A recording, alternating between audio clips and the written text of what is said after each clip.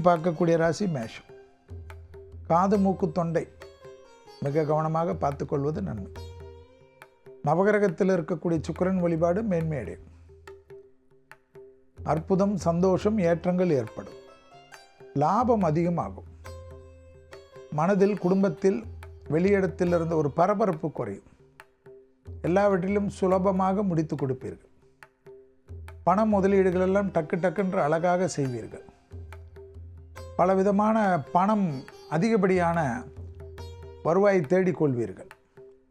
Increment வருவது, promotion வருவது, ஏற்றங்கள் பெறும். படிப்பு, உத்தியோகம், தொழில், வியாபாரத்திலிருந்து சிக்கல் படிப்படியாக குறையும். மேலதிகாரிகள் நம்பிக்கைக்கு பாத்திரமாவீர்கள். உள்ளூர், வெளியூர், கடல் கடந்த பயணங்கள் அனுகூலத்தை ஏற்படுத்தும்.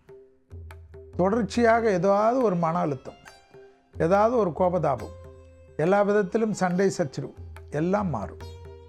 டக்கென்று எடுக்கக்கூடிய முடிவுகள் பெரிய சந்தோஷத்தையும் பெரிய ஏற்றத்தையும் ஏற்படுத்தும். தாய் வழி உறவு, தந்தை வழி உறவு மேன்மையடையும்.